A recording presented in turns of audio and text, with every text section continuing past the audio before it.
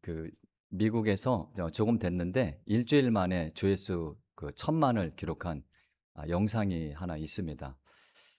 노모인데 88세 노모인데 치매에 걸리셨어요. 그 노모하고 딸의 대화가 담긴 영상입니다. 이 영상이 전 세계인들, 특히 이 그리스도인들의 마음에 깊은 울림과 감동을 줬는데, 어떤 내용인지 영상을 먼저 보시도록 하겠습니다.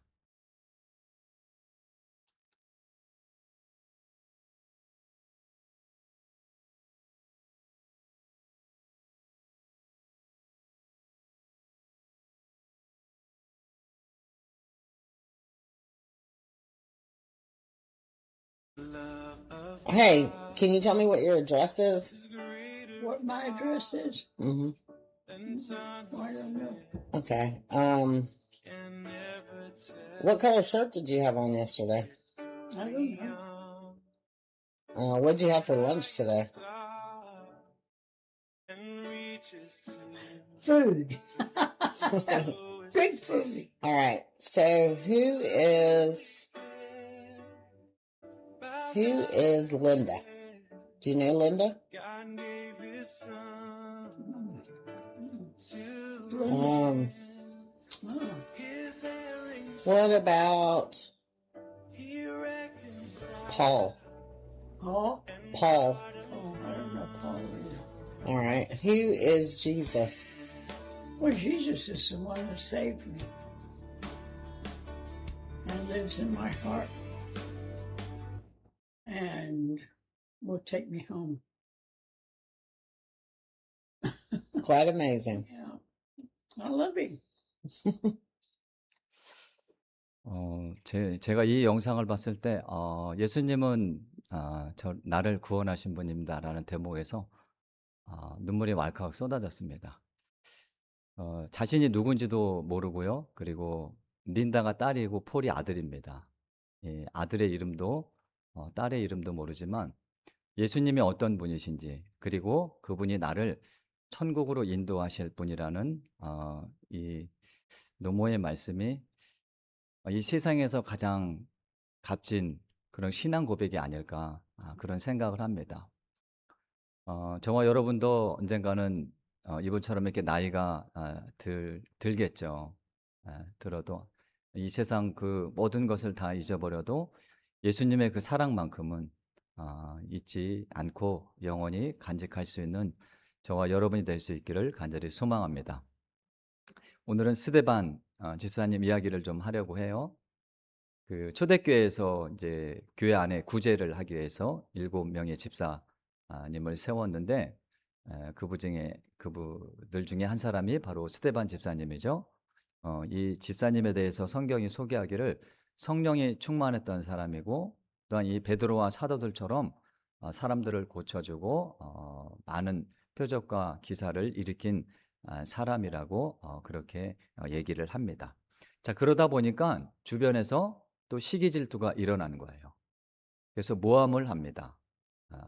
모세와 또 율법을 들먹여서 거짓으로 이 사람을 고소를 해서 대제사장 앞에 끌고 가죠. 지난주에 나눈 말씀에서도 예수님도 거짓된 고소로 그들의 앞에 가서 신문 받으셨던 것처럼 이 스데반 집사님도 공회 앞에 끌려갑니다. 그래서 대제사장이 뭐라고 말하냐면, 내가 이 예수라는 자가 이 성전을 헐고 또가 그 모세 율법 그것을 고친다고 했는데 그게 사실이냐라고 신문을 하는데, 그 신문에 대한 답이 바로 오늘 사도행전 7장 2절부터 53절까지가 바로 그 질문에 대한 답변입니다. 이 사도행전에서 가장 긴 설교인데, 그 설교 내용은 정리하면 이스라엘이 지금까지 하나님 앞에 지었던 죄, 잘못한 것들, 그걸 고발하는 그런 설교 내용입니다. 자, 그러면 이 7장 2절부터 보시면 이제 아브라함으로부터 시작을 해요. 이스라엘 역사에서 아브라함을 시작을 해서 8절과 9절 보면 또 이삭이 나오고 야곱이 나오고 또 요셉이 나옵니다. 그리고 20절에는 모세가 나오고 또 40절에는 모세형 아론의 이야기가 나옵니다. 그리고 45절에는 여호수아와 다윗의 이야기가 나오고 47절에는 솔로몬이 나오는데 솔로몬 이야기로 이 스데반의 설교가 끝이 납니다. 자, 이 모든 게 성경으로 보면 구약 성경 11권 분량입니다. 방대한 분량이죠. 근데 그것을 이제 압축을 해서 설교를 한 건데 그러면 이 설교의 핵심이 뭐냐? 그거를 한번 찾아보겠습니다. 자, 본문 7장 34절을 보면 이런 말씀이 있어요. 내 백성이 애굽에서 괴로움을 받음을 내가 확실히 보고 그 탄식하는 소리를 듣고 그들을 구원하려고 내려왔느니 이제 내가 너를 애굽으로 보내리라. 자, 모세에 대한 이야기죠. 애굽에서 종살이하는 이스라엘 백성들을 구원하기 위해서 하나님께서 모세를 그들에게 보내신다. 바로에게 보내신다는 그런 말씀입니다. 자, 그러고 나서 이 하나님의 말씀대로 이들은 구원을 받죠. 자, 구원을 받는데 그 구원 받은 후에 이들이 어떤 반응을 보였는지 자, 본문 40절에 아론이 등장합니다. 자, 아론 하면 여러분의 머릿속에 가장 먼저 떠오르는 사건, 아주 중요한 사건이 하나 있죠. 네, 금송아지 사건입니다. 자, 하나님의 구원을 받고 하나님만을 섬기고 믿어야 할 그 백성들이 하나님의 구원을 하시고 나니까 금송아지를 만들어서 우상에게 절하고 우상을 숭배했다는 그런 내용이죠. 이 하나님의 구원에 대해 아주 정면으로 반역하는 행위입니다. 자, 그 결과가 42절과 43절에 나와 있는데 그 말씀을 보면 하나님이 외면하셨다고 해요. 금송아지 사건이 이후 그들을 그 하늘의 군대 섬기는 일에 버려두셨으니 우상을 얘기하는 거죠.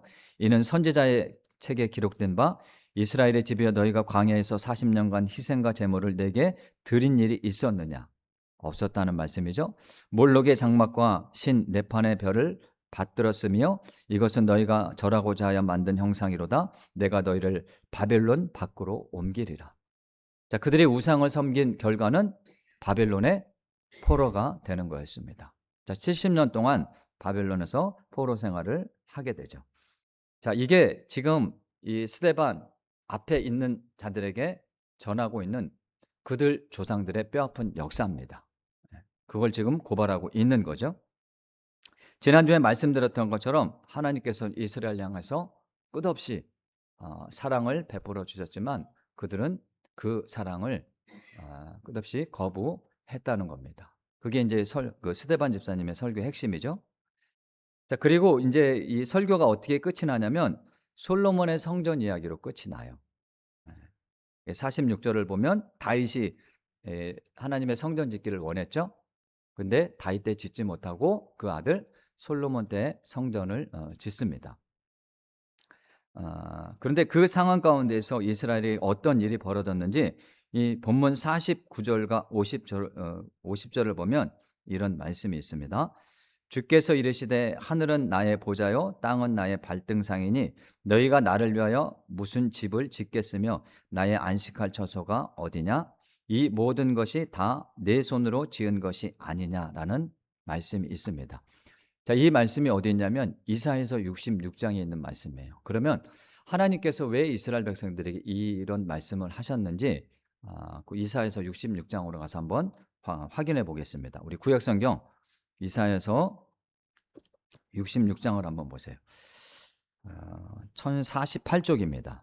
구약성경 1048쪽 이사야 66장 1절 2절인데 자, 1절 2절은 조금 전에 스데반 그 집사가 설교했던 내용 중에 하나입니다. 똑같아요. 그래서 66장 1절 2절 전반부를 보면 여호와께서 이와 같이 말씀하시되 하늘은 나의 보좌요 땅은 나의 발판이니 너희가 나를 위하여 무슨 집을 지으랴? 내가 안식할 처소가 어디랴? 나 여호와가 말하노라 내 손이 이 모든 것을 지었으므로 그들이 생겼느니라. 자, 이 말씀이 무슨 뜻이냐면 이 천지를 지으신 하나님이 인간이 만든 어느 한 공간에 갇힐 수 있는 분이 아니다라고 지금 말씀하고 계시는 거예요. 이제 이게 무슨 말이냐?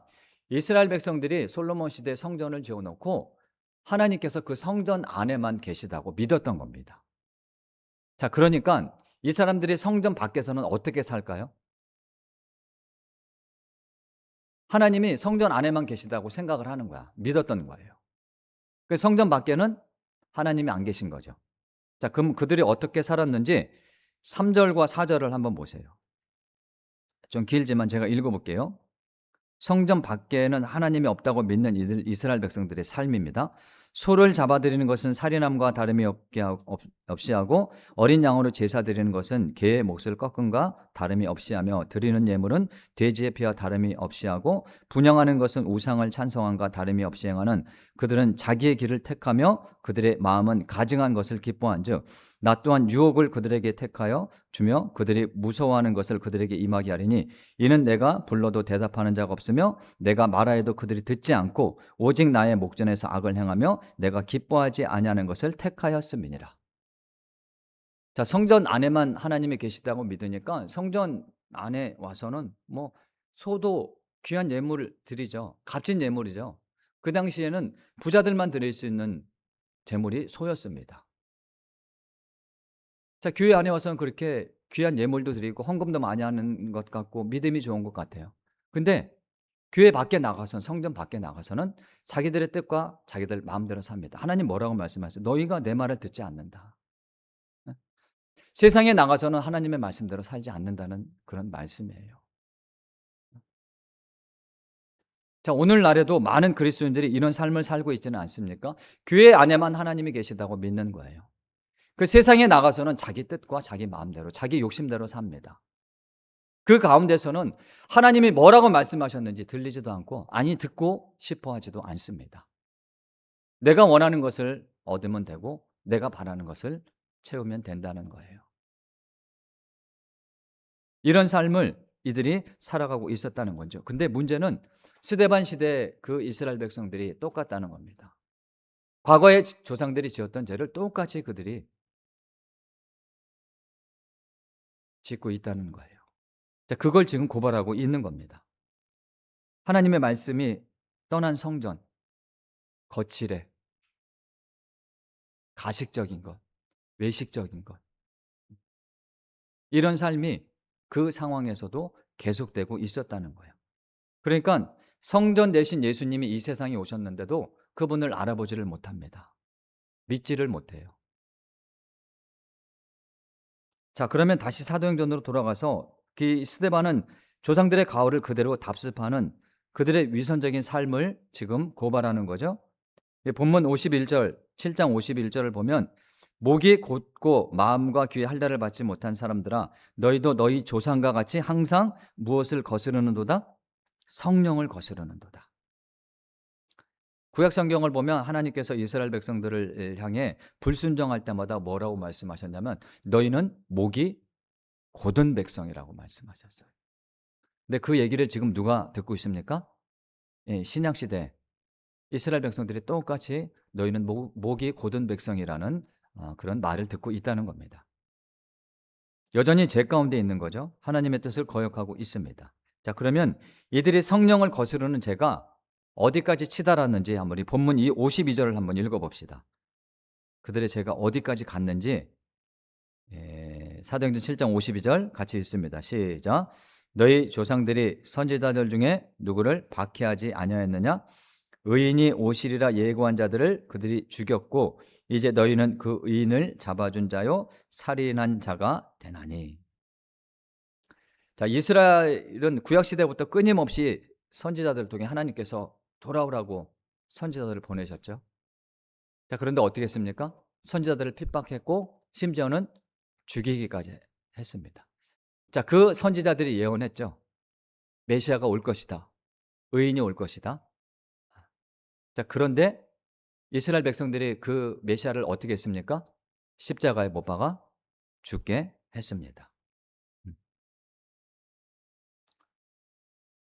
자, 그래서 이 구약 시대를 보면 하나님께서 예레미야에게 이런 말씀까지 하죠. 너 얘야, 이스라엘 백성을 위해 기도하지 마라.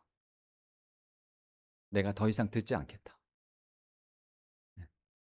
이런 아주 무서운 말씀을 하십니다. 자, 그러면 왜 그렇게 또 말씀하셨는지 우리 한번 찾아봅시다. 예레미야서 7장입니다. 구약 성경. 왜 예레미야에게 백성들을 위해서 기도하지 말라고 하셨는지 아까 우리가 본 이사야 다음에 있죠? 예레미야 7장을 보겠습니다. 7장 25절 26절인데요. 25절 26절 1062쪽입니다. 구약성경 1062쪽 예레미야 7장 25, 26절 제가 읽어볼게요. 자, 너희 조상들이 애굽 땅에서 나온 날부터 오늘까지 자, 너희 조상들이 애굽 땅에서 나온 날부터 오늘까지입니다. 내가 내 종 선지자들을 너희에게 보내되 어떻게 보내셨습니까? 끊임없이 보냈습니다. 끊임없이 보낸 결과가 뭡니까? 너희가 나에게 순종하지 않으며 귀를 기울이지 않냐고 목을 굳게 하여 너희 조상들보다 악을 더 행하였느니라. 하나님께서 계속해서 보내신 거예요. 끊임없이 보내신 거예요. 그럼에도 불구하고 하나님의 말씀을 듣지를 않습니다. 예레미야의 이 말씀이 또 반복이 돼요. 우리 25장도 한번 봅시다. 예레미야 25장. 25장으로 가서 4절, 5절 볼게요. 4절 먼저 봅시다. 4절. 예레미야 25장 4절. 보시면 똑같이 말씀하시는 거예요. 그러므로 여호와께서 그의 모든 종 선지자를 너희에게 어떻게 보내셨습니까? 똑같습니다. 끊임없이 보내셨어요. 근데 결과가 뭐예요? 너희가 순종하지 않았다. 하나님의 말씀을 듣지 않았다. 자, 그런데 하나님의 본심이 그 다음 절 5절에 있어요. 그들을 향한 하나님의 본심. 끊임없이 보냈음에도 불구하고 불순종한 그들을 향해서 하나님이 이런 말씀을 하십니다. 뭐라고 말씀하셨는지 같이 읽어볼까요? 25장 5절 같이 읽습니다. 시작. 그가 이르시기를 너희는 각자의 악한 길과 악행을 버리고 돌아오라. 그러면 나 여호와가 너희와 너희 조상들에게 영원부터 영원까지 준 그 땅에서 살리라. 하나님의 본심이 뭡니까? 여호와께로 돌아오라. 그러면 영원히 살리라. 영원히 살리라 이 말씀은 무슨 뜻이에요? 내가 너희와 영원히 살고 싶다는 말씀입니다. 이게 하나님의 본심이에요. 그런데 그 하나님의 본심을 깨닫지 못하고 그럼에도 불구하고 선지자들을 많이 보냈음에도 불구하고 믿지 못하자 이제 누구까지 보내신 거예요? 독생자를 보내시지 않으셨습니까? 그 의인을 보냈는데 어떻게 했습니까? 이스라엘 백성들이 십자가에 못 박아 죽게 했다는 거죠.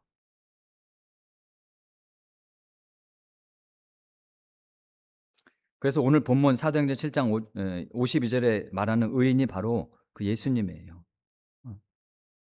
예수님. 구약의 선지자들이 이 메시아 오심을 끊임없이 예언을 했음에도 불구하고 믿지 않았죠. 그래서 스데반의 설교 요지는 이겁니다. 아브라함부터 시작을 했죠. 하나님께서 아브라함 시대부터 너희를 구원하기를 원하셨다. 그리고 수많은 선지자들을 보내지 않았느냐. 그럼에도 불구하고 너희가 믿지 않아 예수까지 보내셨는데 어떻게 했느냐. 너희가 그분을 십자가에 못 박아 죽이지 않았느냐. 이게 한 문장으로 요약하면 그 7장 2절부터 53절까지 설교가 바로 이 내용입니다. 그러면 이 스데반 집사가 피를 토하듯 이렇게 진실을 전했다면 어떻게 했어야 돼요? 이 사람들은 그때라도 자신들의 죄를 깨닫고 회개를 했어야 됩니다. 그러면 하나님께서 용서해 주셨겠죠? 그런데 그럴 마음이 조금도 없어요. 어떻게 되냐면 오히려 그 설교를 듣자마자 이를 갈면서 스데반을 죽이려고 달려듭니다. 죄가요 이렇게 무섭습니다. 들리지도 않고요 보이지도 않습니다. 하나님의 말씀을 아무리 들어도 아무리 보아도 그 말씀이 무슨 뜻인지 깨닫지를 못합니다. 자, 이 스데반 집사가 지금 누굴 향해서 설교하고 있는 거예요? 누구 앞에서 설교하는 거죠? 하나님을 믿는 백성들 앞에서 설교하는 겁니다. 근데 하나님의 말씀이 들리지 않아요. 예수님이 뭐라고 하셨죠? 하나님의 나라가 가까웠으니 회개하고 복음을 믿으라라고 말씀하셨죠. 근데 어떻게 했습니까? 그 예수를 죽였어요.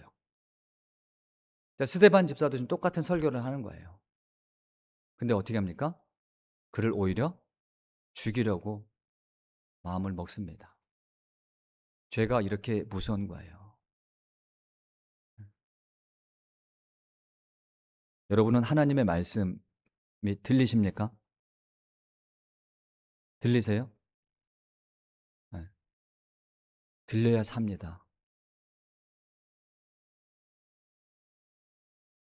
하나님의 말씀을 볼 때, 아, 이거 나를 위해서 하신 말씀이구나. 깨달아져야 살아요. 그냥 오늘도 내가 성경 한 장을 읽어야지라는 그 마음을 가지고 글자 수 읽기에 급급하면 그 영혼은 언젠가 죽습니다. 단 한 구절을 읽어도요, 마음에 찔림이 있어야 되고 나를 향한 말씀이라는 깨달음이 있어야 돼요.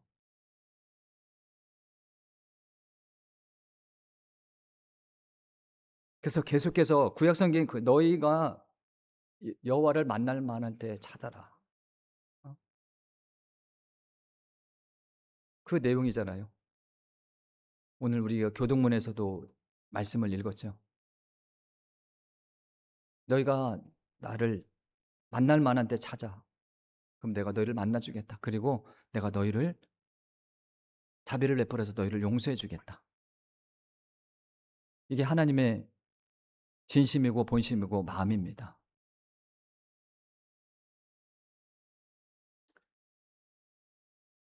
자, 그런데 이 사람들이 찔림은 받기는 하는데 찔림이 회개로 이어지지 않습니다. 도리어 전곡을 찌른 스데반을 죽이려는 살기로 변하죠. 자, 그런데 이 스데반이 돌에 맞기 직전에 놀라운 광경을 하나 목격을 해요. 그게 이제 55절과 56절에 기록되어 있는데 어떤 광경을 보냐면 스데반이 성령 충만하여 하늘을 우러러 주목하여 하나님의 영광과 및 예수께서 하나님 우편에 서신 것을 보고 말하되 보라 하늘이 열리고 인자가 하나님 우편에 서신 것을 보노라 라는 말씀을 하죠. 자, 모든 사람이 스데반을 죽이려고 달려드는데 자, 인간적인 눈으로 보면 어떻습니까? 스데반은 홀로 지금 혼자 외롭게 처절하게 죽어가는 것 같죠? 자, 그런데 이 스데반 뭐라고 표현하죠? 55절에 보니까 스데반이 무엇이 충만하여? 무엇이 충만하여? 성령이 충만하다는 건 무슨 뜻입니까? 지금 성령께서 스데반과 함께 하신다는 의미입니다. 인간의 눈으로 보면 그가 혼자 사람의 공경을 받아 죽어가는 것 같지만 지금 성령께서 그 스데반을 붙잡고 계신다는 말씀이에요.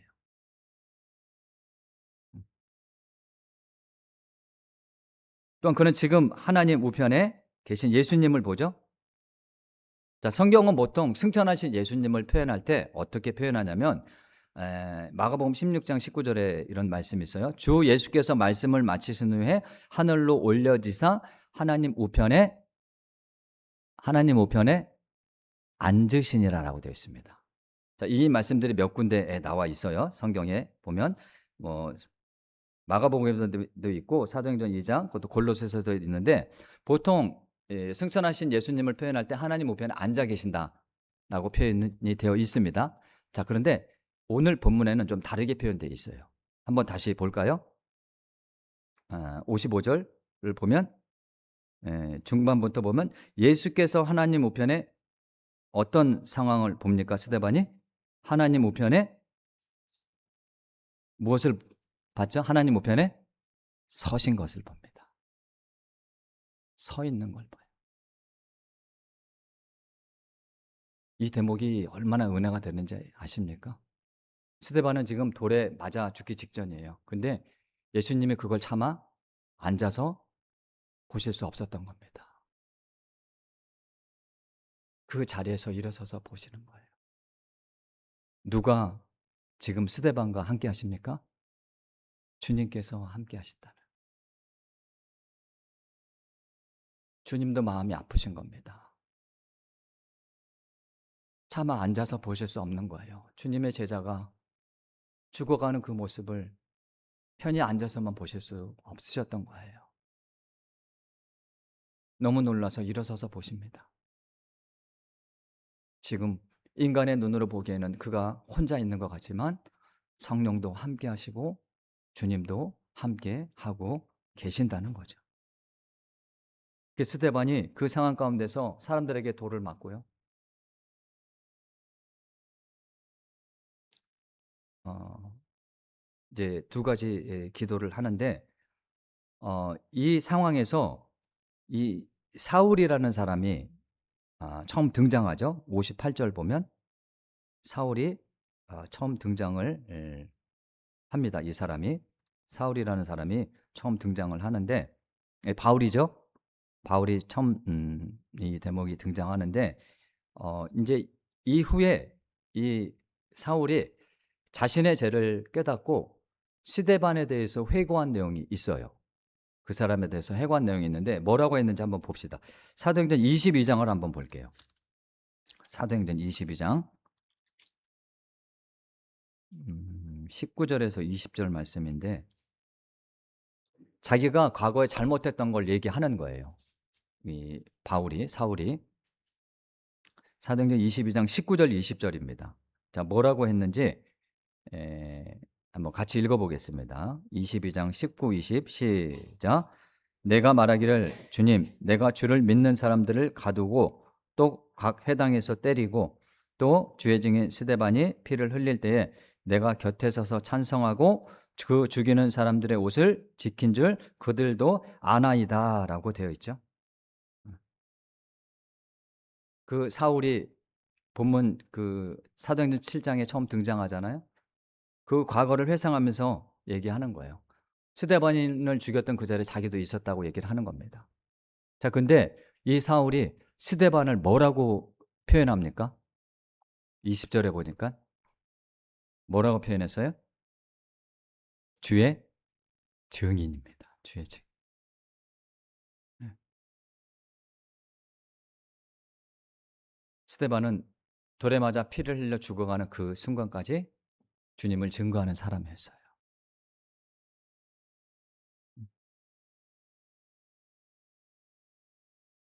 예수님의 그 말씀, 승천하시기 전에 마지막으로 하셨던 그 말씀 어, 있잖아요. 사도행전 1장 8장 말씀. 오직 성령이 너희에게 임하시면 너희가 권능을 받아 예루살렘과 온 유대와 사마리아 땅 끝까지 이르러 무엇이 되리라? 네, 증인이 되리란 이 예수님의 그 마지막 말씀을 이 스데반 집사님은 죽어가는 그 순간까지 순종했던 사람입니다. 그리고 그가 숨이 멎는 그 순간에 두 가지 기도를 하는데 그가 한 기도가 59절 60절에 나와 있어요. 첫 번째 기도가 뭐냐면 주 예수여 내 영혼을 받아주십시오. 주 예수여 내 영혼을 받아주십시오.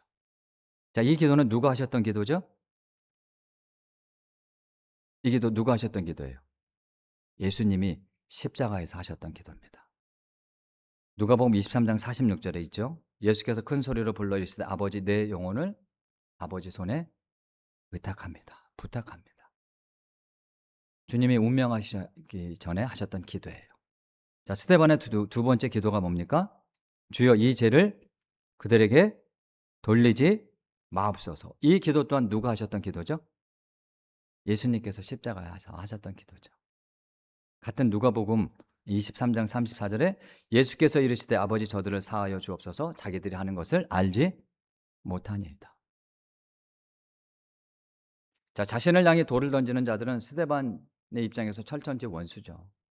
나를 죽이는 사람만큼 더한 원수가 어디 있겠습니까? 자, 그들을 향해서 예수님이 산상수훈에서 뭐라고 말씀하셨냐면 너희는 원수를 사랑하고 너희를 박해하는 자들을 위해서 기도하라는 말씀을 하신 적이 있어요. 보십시오. 이 스데반은 죽어가는 그 순간까지 뭘 붙잡고 있었던 사람이에요? 하나님의 말씀. 예수님의 말씀을 붙잡고 있었던 사람입니다. 그 말씀을요, 죽어가는 그 자리까지 살아갑니다. 그리고 예수님이 하셨던 그 기도, 똑같은 기도를 자신이 숨이 멎는 그 순간에 하고 있다는 거예요. 그래서 이 스데반의 죽음을 성경이 어떻게 표현한지 한번 볼까요? 이 사람의 죽음을 오늘 본문 7장 60절입니다. 이 스데반의 죽음을 어떻게 표현했는지 한번 볼까요? 60절 같이 읽어보겠습니다. 시작. 무릎을 꿇고 크게 불러 이르되 주여 이 죄를 그들에게 돌리지 마옵소서. 이 말을 하고 성경은 스데반이 죽었다고 묘사하지 않습니다. 뭐라고 표현합니까? 잔다. 스데반을 향해 서 계신 그 예수님 품에 안겨서 편히 자고 있다라고 표현하고 있습니다. 우리 모두가 언젠가 이 땅에서 삶을 마감할 때가 오겠죠. 저도 그렇고 여러분도 그렇고. 우리의 마지막 이 순간이 이 스데반 집사님처럼 이렇게 아름답고 영광스러운 그런 모습이었으면 좋겠습니다. 저희 할머니께서 연세대 앞에 있는 창천교회 50년을 다니셨어요. 권사님. 이름은 하봉남 권사님. 그래서 나중에는 하경애, 하봉남이 좀 그러니까 이 하경애라고 그렇게 불리셨다고 그러더라고요. 그 권사님이 돌아가실 때 어떻게 돌아가셨냐면 저희 어머니를 안고 얘야 자자. 막내 며느리를 참 이뻐하셨거든요. 얘야 자자 하고 안으시면서 돌아가셨습니다. 제 어릴 때 그 기억이 아직도 잊혀지죠. 제가 초등학교 1학년 때인가 했던 것 같은데 그게 아직도 잊혀지지 않습니다. 우리의 삶의 마지막 모습이 고통의 모습이 아니라 하나님 품에, 주님 품에 편히 안기는 그런 모습으로 주님 곁에 갔으면 좋겠습니다. 있습니까? 이게 지금 뭐 우리 지금 당장 죽읍시다 그런 얘기 같은데 그런 얘기가 아니라 스데반 집사님처럼 죽어가는 그 순간에도 말씀을 붙잡는 사람, 주님의 증인으로 사는 사람, 치매 그 88 먹은 노모가 아들, 딸 이름은 몰라도 예수님이 어떤 분이신지 아셨던 것처럼 그리고 삶의 마지막 이 순간에 이 예수님의 기도를 자신의 기도로 삼았던 이 스데반 집사님의 그 외침이